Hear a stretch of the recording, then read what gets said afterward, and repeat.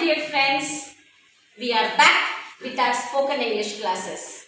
My dear students, today I am going to teach you new sentence structure. My sentence structure is festival name plus is around the corner. बाळांनो, आपण नेहमी म्हणतो दिवाळी जवळ आली आहे, होळी जवळ आली आहे, क्रिसमस जवळ आला आहे, जन्माष्टमी जवळ आली आहे, रक्षाबंधन जवळ आला आहे. पण बाळांनो, हे तर सगळे वाक्य झाले मराठी. आपल्याला मराठी शिकायचे का? नाही.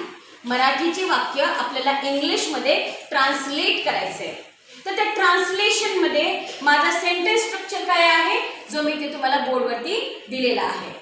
तर बाळांनो, आता आपल्याला कुठलाही एक फेस्टिवल घ्यायचा आहे आणि या सेंटेन्स स्ट्रक्चरमध्ये प्लेस करून आपल्याला नवीन वाक्य बनवायचे आहेत. सर्वांना कळालं? आता पहिलं वाक्य आहे, दिवाळी जवळ आली आहे. Diwali is around the corner. Rakshabandhan जवळ आला आहे. Rakshabandhan is around the corner. Christmas जवळ आला आहे. Christmas is around the corner. Janmashtami जवळ आली आहे.